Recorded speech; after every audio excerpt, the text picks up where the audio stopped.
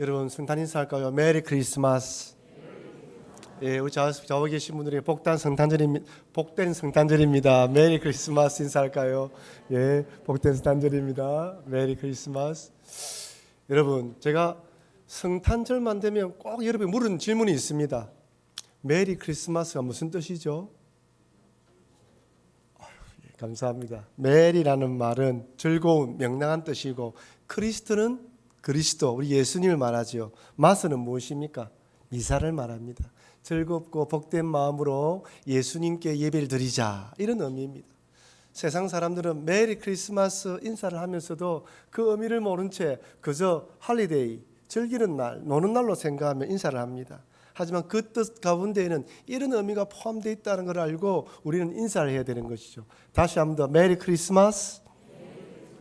예, 예수님을 예배하며 경배하는 날이 성탄절입니다. 다른 어떤 일이 있어도 우리 그리스도인들은 이 사실을 가지고 하나님을 바라보며 예배해야 되는 것이죠. 여러분 어떻습니까? 성탄절만 되면 막연하게 그냥 마음속에 좋은 일이 일어날 것 같다, 이런 예감이 들지 않습니까? 교회를 다니든 다니지 않든 예수님을 믿든 믿지 않든 우리 마음속에는 뭔가 모르게 성탄절이 되면 좋은 일이 날 것 같다라는 생각이 듭니다. 옛날에 로마 시대 때에는 로마 황제가 전쟁에서 승리하거나 또한 로마의 황제의 생일날에 동전이나 떡을, 빵이나 이런 걸 나눠줬다고 합니다. 그러니까 로마 황제에 관한 소식은 기쁜 날이에요. 황제에 관한 소식이 들려온다 이러면 뭔가 또 더 좋은 것을 주시겠지라는 생각이 들면서 이런 마음을 가진 것이죠. 근데 여러분, 황제가 백성들에게 이런 기쁨을 주었단다면 하나님의 아들이 이 땅에 오셨다는데 우리에게 이런 더 기쁜 소식을 주시지 않겠습니까? 여러분, 헬라의 이 복음이라는 이 단어는 사실 원래 로마 황제에게 사용된 단어입니다. 복된 소식, 좋은 소식. 왜 그렇습니까? 방금 제가 말씀드린 대로 황제의 생일날, 황제가 승전에 승리하면 떡이 나오고 돈이 나오기 때문에 기쁜 소식이죠. 복음이란 말이 황제에게 사용되어 있는데 이 말을 우리 복음서 기자들은 예수님께 가져와서 예수님이 이 땅에 오셨다는 것이 참된 복된 소식이라는 것이죠. 그럼 여러분, 세상 사람들이 생각하는 그런 복된 소식은 아니더라도 우리에게는 예수님이 오심으로 우리가 구원받았다는 복된 소식을 가지게 되었습니다. 또 그러면서 아울러 사람들이 막연하게 성탄절이 되면 좋은 일이 일어날 것 같고 복된 일이 일어날 것 같은, 생길 것 같은 기대를 가지는 것처럼 우리들도 구원받은 성도로서 주님께서 우리들의 삶에 복되고 좋은 일이 일어나기를 바라면서 그렇게 기도하시기를 바랍니다. 아울러 여러분들이 간절히 기도하는 바들이 주님 뜻 가운데서 응답되는 놀라운 역사가 일어나기를 주의 이름으로 축원합니다. 여러분, 우리가 이렇게 축원하고 기도하는 것은 예수님이 누구인지 알기 때문에 그 믿음으로 기도할 수 있기 때문입니다. 세상 사람들이 막연하게 좋은 일이 일어나겠지라는 것과 우리들이 좋은 일이 일어나겠지라는 것은 차원이 다른 것입니다. 근데 여러분, 하나님의 아들인 예수님께서 이 땅에 오셨다는 소식은 분명 우리들에게는 복된 소식임에 틀림이 없는데 하나님의 아들인 예수님에게는 고난 그 자체입니다. 육신의 몸을 입을 필요가 없는 분이 육신의 몸을 입고 하늘 보좌와 하나님과 동등됨을 취하지 않고 낮고 낮은 이 땅에 왔습니다. 사람들은 더 좋은 곳, 사람들이 가고 싶어하는 곳, 살고 싶어한 곳으로 이사가면 다들 부러워하고 좋아합니다. 새 집에 이사하면서 없는 돈을 내어서 인테리어를 다시 하기도 하고, 가구와 소파든 TV, 전자제품 새로운 것을 그 인테리어 맞도록 다 고치는 것도 보았습니다. 다 좋아합니다. 기뻐합니다. 사람들은 좋은 곳으로, 나은 곳으로 가기를 원하지요. 하지만 어떻습니까? 사업이 안 되거나 집안 형편이 어려워서 조금 낮은 곳으로, 조금 작은 평수로 이사하게 되면 다들 마음을 안 좋아합니다. 좀 더 빨리 이전처럼 돌아가야지 생각하는 것이죠. 이런 관점에서 우리 예수님 한번 보십시오. 이 땅에 아무리 좋은 곳, 천당 다음에 어느 곳이라 말하기도 하지만 아무리 땅이 좋은 곳이라 할지라도 하늘 보좌에 비할 수 있겠습니까? 우리에게는 좋은 곳이지만 하나님 아들에게는 이 땅이 아무리 좋은 것도 낮고 낮은 곳입니다. 예수님께서 이 땅에 오신 것은 구원받은 우리에게는 복된 소식이지만 예수님에게는 고난 그 자체인 것이죠. 물론 해산하는 여인이 살이 찢어지고 뼈가 늘어나는 고통을 통하여 자녀를 출산합니다. 물론 그 고통의 시간을 보내지만은 어떻습니까? 그 자녀를 가슴에 품으면 고통의 아픔도 금방 사라지고 기쁨을 누리지 않습니까? 이틀은 예수님께서도 십자가의 고난을 당하셔야 하는 아픔이 있었지만 구원받는 여러분과 저 수많은 그리스도인들을 바라보며 기뻐하셨을 것입니다. 하지만 그럼에도 예수님에게 십자가는 고통 그 자체입니다. 이 땅에 오신다는 것은 고난 그 자체라는 것이고 고난의 시작이라는 것이죠. 그렇다면 여러분, 왜 하나님의 아들이신 예수님께서 굳이 이 땅에 오셔야만 했을까요? 온 세상을 창조하시고 능치 못하실 일이 없으신 하나님이신데 왜 굳이 육신의 몸을 입고 이 땅에 오셔야 했을까요? 아니, 이 질문에 대해서 여러분들은 개인적으로 답을 가지고 있습니까? 이 질문의 답이 무엇입니까? 우리 다 같이 한번 읽어보겠습니다. 결국 죽음으로 끝나는 허무한 세상이기 때문입니다. 한번 따라합시다. 죽음으로 끝나는 허무한 세상이기 때문입니다. 여러분, 성형외과라든지 피트니스 센터에 가면 어떤 사진이 있습니까? 비포와 애프터가 있죠. 이전에는 이랬는데 지금은 이렇게 되었다. 그죠? 이전에는 좀 못났는데 이후에는 예쁘게 되었다라는 사진이 꼭 있습니다. 어떤 경우는 운동 후, 수술 후 이전과 전혀 다른 새로운 모습으로 변신된 사람도 있습니다. 2012년 중국에서는 태어난 아이 때문에 이혼 소송이 벌어졌습니다. 태어난 아이가 너무 못생겨서 남편이 아내의 외도를 의심했고 결국 DNA 검사까지 했는데 친딸이라고 판명되었습니다. 그러던 남편은 도저히 우리 아내와 자기에게서 이런 딸이 나올 수 없다라고 생각하고 계속 아내를 추궁했는데 아내가 결혼하기 전에 한국의 한 성형외과에서 10만 달러, 2012년도 10만 달러면 지금 한 2배 금액이 되겠지요. 그러니까 완전히 다 고친 것이죠. 완전 모르는 사람이 이전과 딴 사람이 되었습니다.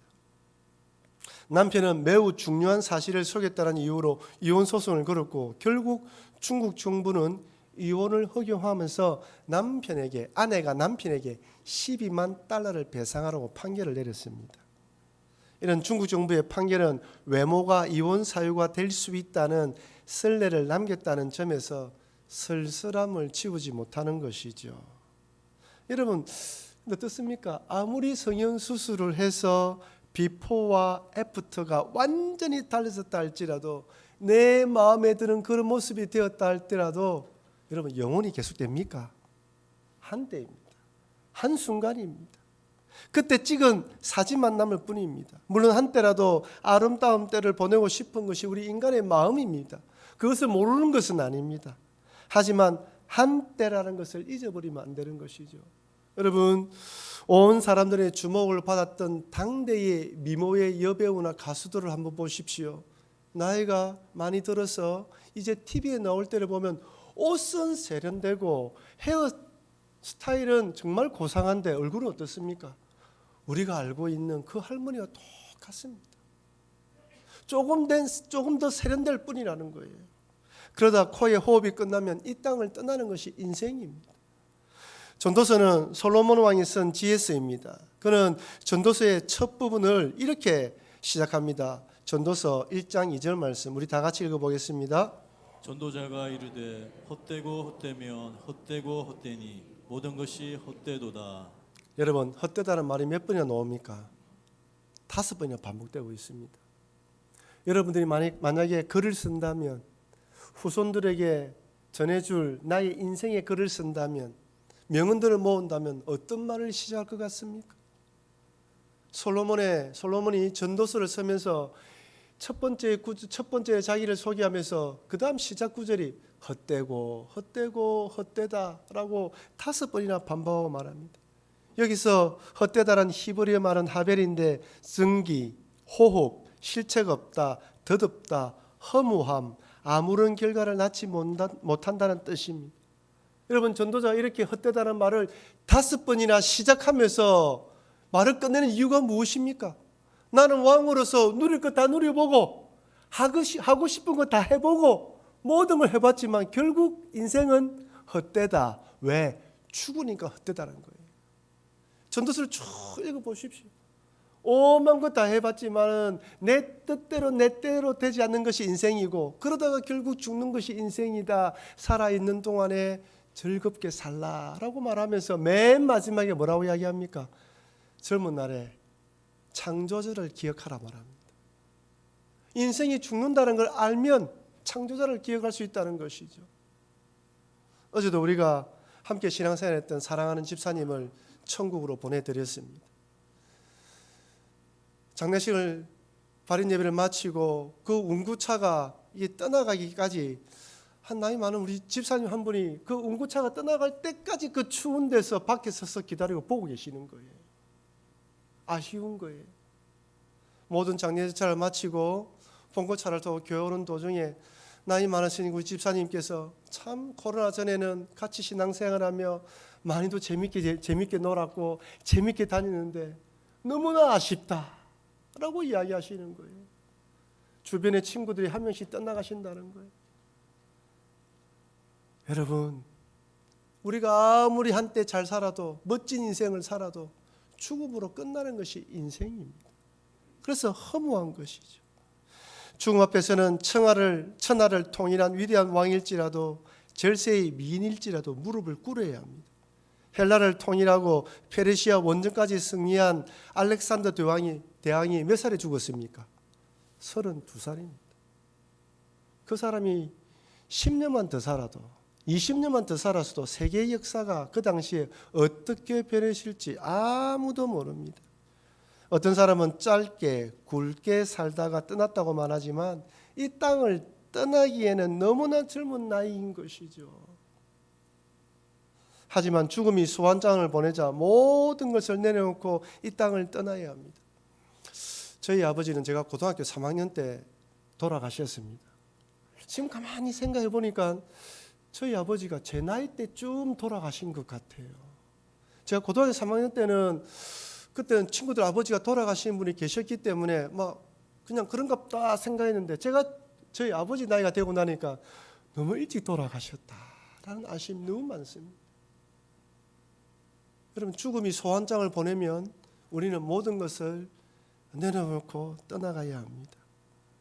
죽음만큼 갑작스러운 것도 없고 죽음만큼 큰 슬픔을 주는 것도 없습니다. 연세가 많으셔서 이제 돌아가실 때가 되었다 생각하고 마음의 준비를 했음에도 떠나가면 하염없이 눈물이 흘러내려요.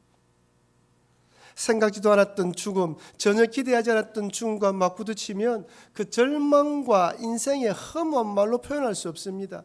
그렇게 사랑했던 사람도, 그렇게 귀여워하고 아끼며 사랑 주었던 자녀도 이 땅을 떠나가면 부모가 그 자녀를 잡을 수가 없어요. 그것이 우리 연약한 인생입니다. 저는 목사로서 많은 죽음을 경험했습니다. 제가 이 자리에서 여러분을 쫙 둘러보니까요, 어떤 분은 사랑하는 자녀를 먼저 천국을 보내신 분도 몇 분이나 계셔요. 부모님을, 양가 부모님을 다 보내신 분도 다 계시고요.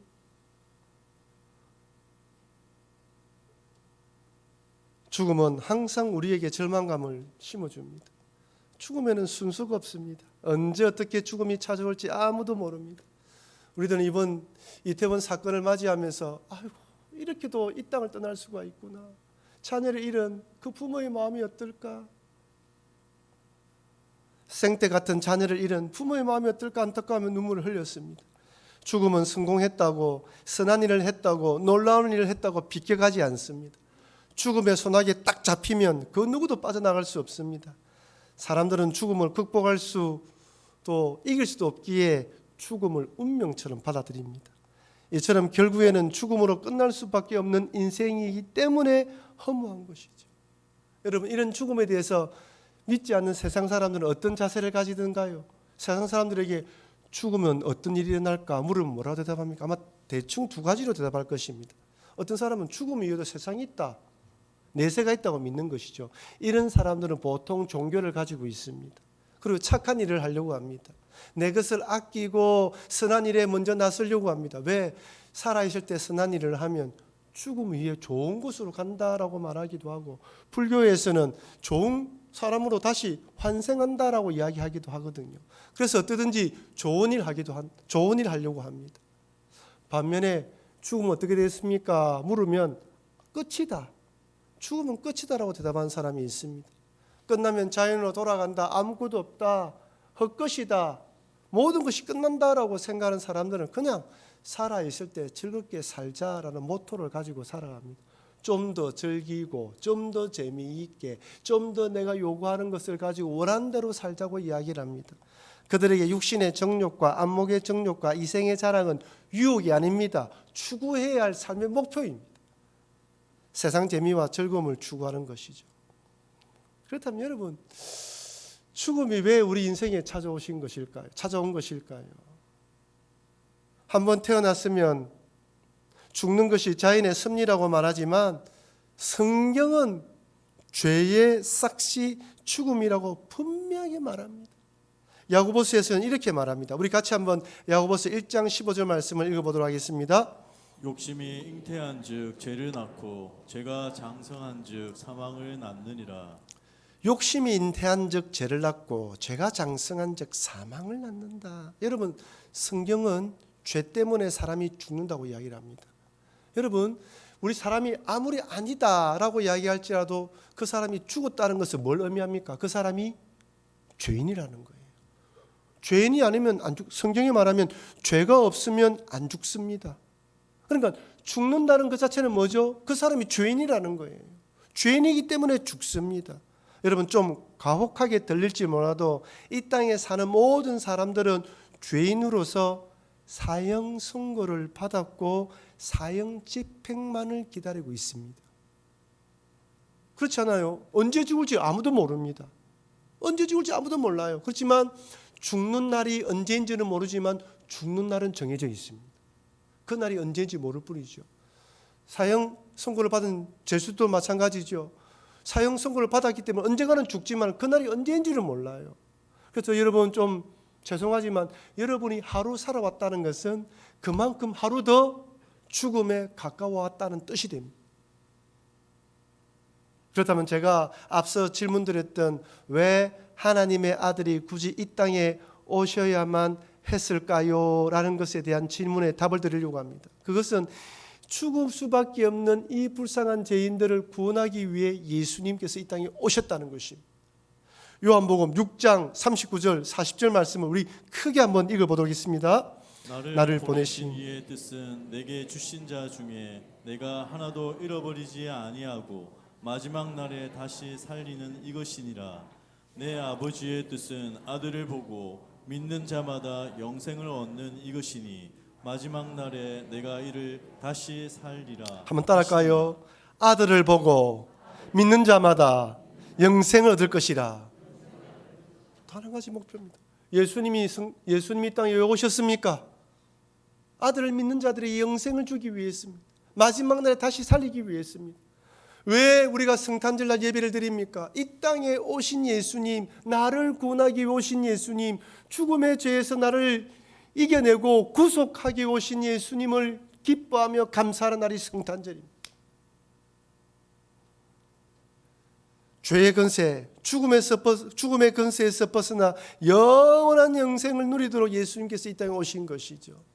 그래서 오늘 본문을 쭉 읽어보면 천사들이 이렇게 노래를 합니다. 누가복음 2장 14절, 지극히 높은 곳에서는 하나님께 영광이요 땅에서는 하나님이 기뻐하신 사람들 중에 평화로다 하니라. 여러분, 하나님이 기뻐하신 사람들이 누구입니까?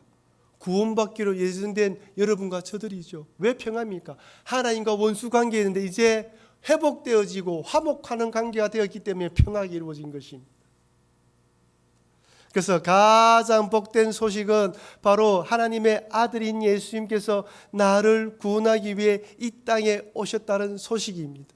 이 소식을 내 마음으로 믿고 기뻐하고 즐거워하며 감사하는 날이 바로 성탄절인 것이죠. 근데 문제는 이 복된 소식, 복음의 소식을 세상 사람들은 모를 뿐만 아니라 들어도 인정하지 않으려고 합니다. 사람들은 자신이 죄인이라고 인정하지 않아요. 근데 문제는 교회 안에서 함께 예배드리지만 여전히 이 복음의 소식을 믿음으로 가슴으로 받아들이지 못한 분도 계신다는 것입니다. 교회 출석하면서 함께 예배드리고 있지만은 이 예수님의 십자가 복음에 대해서 귀에 닳도록 들었음에도 불구하고 아직까지 머리에만 남아있지 가슴으로 남아있지 않아서 참된 의미를 모르는 사람도 있다는 것입니다. 지난 다니엘 기도회 때 11일차 강사로 나오신 분이 임선주 창양사입니다.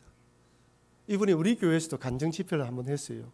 놀라운 것은 여러분, 이분이 저희 교회 청년대에 출석을 했었다고 합니다.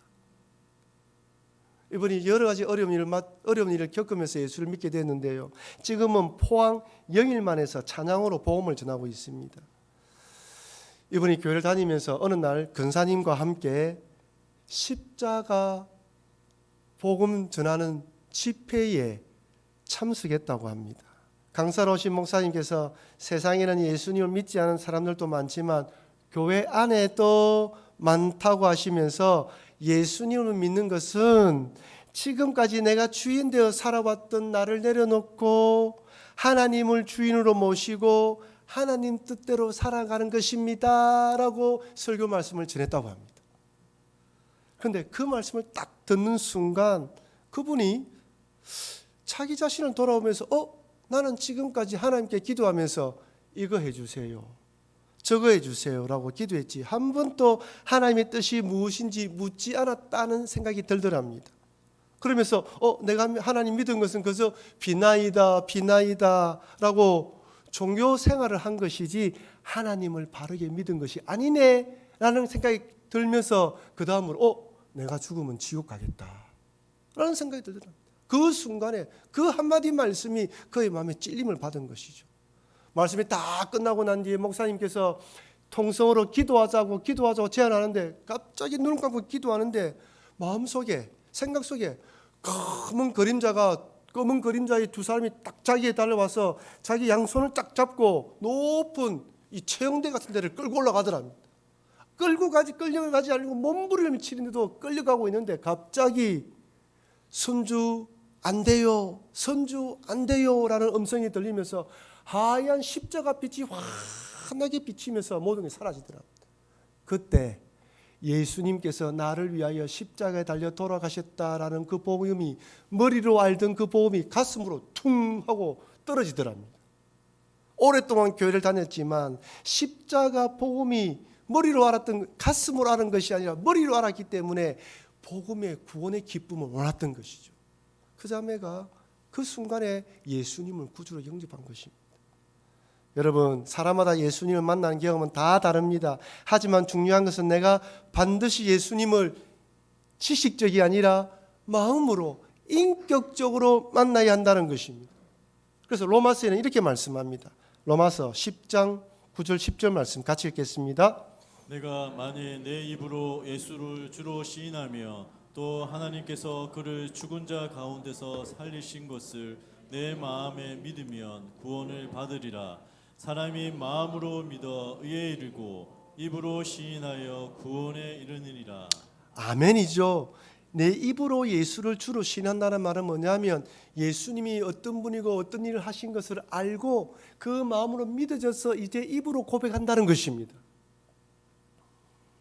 성탄절은 하나님의 아들인 예수님께서 죄인들을 위해 이 땅에 오신 날입니다. 예수님이 죄인인 나를 위해 오셨다는 사실을 머리가 아니라 마음으로 믿어져야 합니다. 예수님께서 나의 죄를 속죄하기 위해 나를 죄에서 구원하기 위해 십자가를 지셨다는 이 복음이 가슴으로 쿵 떨어져야 합니다. 여러분들은 십자가의 복음의 말씀이 가슴으로 쿵 떨어졌습니까? 아무도 아멘 안 하시네요. 제가 깜짝 놀랐습니다. 순간적으로 다시 묻겠습니다. 여러분들은 예수님께서 나를 위하여 십자가에 달려 돌아가셨다는 것이 가슴으로 쿵 떨어졌습니까? 혹시 아멘으로 화답하지 못하시는 분이 있다면 주님, 이 사실이 믿음으로 내 마음으로 믿어지게 하여 주시옵소서, 이 성탄절 날에 이것이 깨닫게 하여 주시옵소서라고 기도하시기를 바랍니다.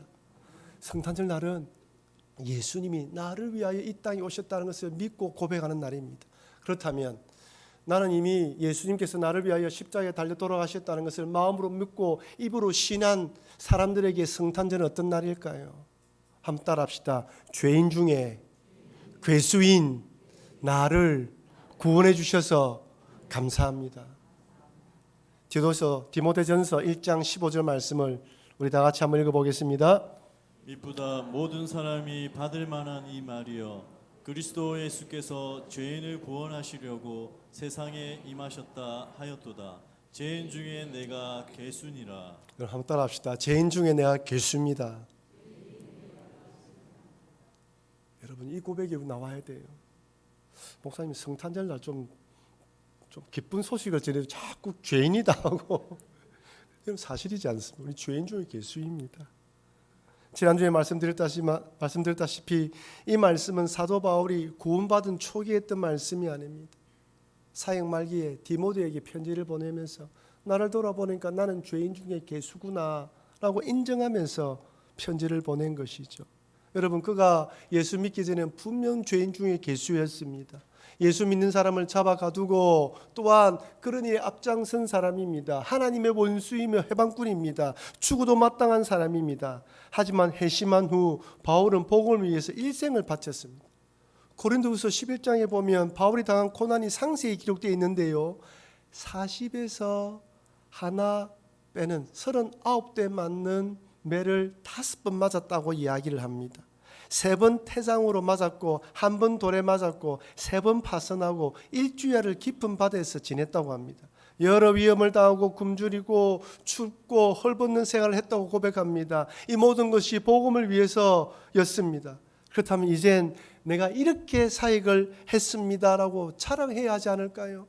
디모데야, 알지? 내 이렇게 고생하고 복음 전했어. 너 나처럼 이런 사람 돼야 돼 라고 이야기해야 되지 않겠습니까? 근데 바울은 디모데에게 나는 죄인 중에 괴수야 라고 이야기하면서 주의 은혜를 갈급하는 걸 볼 수 있습니다. 왜 그렇습니까? 아무리 많은 사역, 위대한 사역, 이름을 낼 만한 거창한 사역을 했다고 할지라도 은혜를 받으면 받을수록 내가 죄인 중에 괴수라는 사실이 깨달아지기 때문입니다.